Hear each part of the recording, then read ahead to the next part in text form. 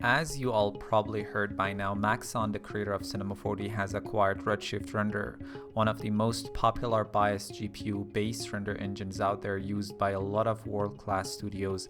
And in today's CG News, we'll be discussing what happened and what are the possible short and long-term implications for Cinema 4D and Redshift users.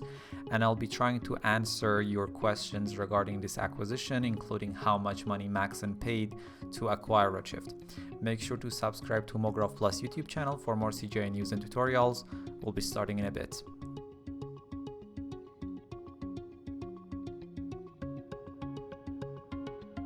In the past few months, we have been witnessing a lot of buyouts happening in the CG world. The entire Foundry company got acquired again, this time by Roper Technologies. Lightwave sold up to VizRT, Adobe acquired Algorithmic, and now Maxon buys Redshift. First, let's take a quick look at the official Maxon statement about the acquisition. You can read the whole statement on Maxon website. I'll put the link in the description. So Maxon announces the acquisition of Redshift Rendering Technologies, developers of the Redshift rendering engines. Now, what are the immediate or short-term effects of this acquisition according to this statement? First of all, Redshift pricing will remain unchanged. Customers can continue to purchase Redshift through their usual channels. Redshift is and will remain available for Maya, 3ds Max, Houdini, and Katana. The announced development of a plugin for Blender will continue as planned. Release plans and development for Redshift 3 will not be affected, and Cinema 4D will also continue to support other third-party render engines through its plugin architecture.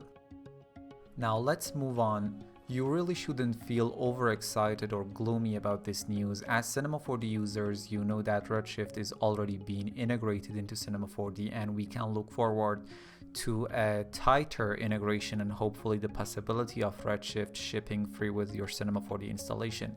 And if you are not a Cinema 4D user, you shouldn't feel bad or think that Maxon might be that stupid to stop developing or selling Redshift render for other 3D applications. First of all, it's a strategic advantage for Maxon to have their render engine in Max, Maya, or Houdini, like it is for Autodesk to have Arnold that closely integrated into Cinema 4D, for example. So as long as they are making money, they're gonna keep developing Redshift for Max, Maya, Houdini, or Blender. Probably the first question that you might have as a Cinema 4D user is whether Redshift will be shipped with Cinema 4D R21 or not. I really don't think so, but I don't rule that out as well. We know that Redshift is CUDA based render engine, and a lot of Cinema 4D users, especially on Mac, do use AMD GPUs. So even if they plan to do something like that, it's probably gonna take more time, and maybe by R22 or 23 this can happen. And I assume if they are planning to make Redshift C4D's native render engine, they're gonna simplify the UI a bit more to be more compatible with the very nature of Cinema 4D, which is simple UI and UX. So I can imagine a very similar scenario to when Autodesk acquired Arnold back in 2016. At the time being, Arnold is shipped with Maya and Max, and you just need to pay if you need additional seats, and they sell Arnold separately to other 3D apps like Cinema 4D and Houdini. The next question I have been getting in the past couple of days is how much money Maxon paid for this acquisition.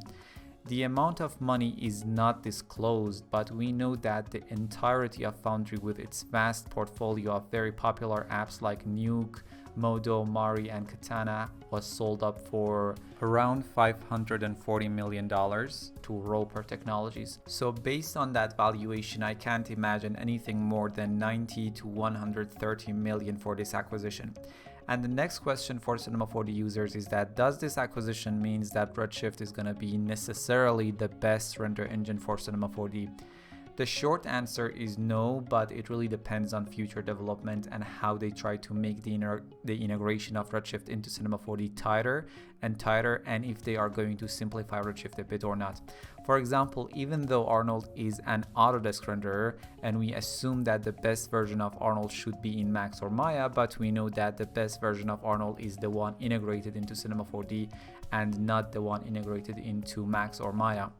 For me, a good renderer is a simple renderer, and that's why I think, especially after adding seamless GPU rendering in Arnold, it still is the best render engine available in Cinema 4D at the time being. But we all really should be grateful for having Redshift, Octane, Arnold, Corona, V-Ray, and Maxwell in Cinema 4D, and having more options is always a good deal for the user base.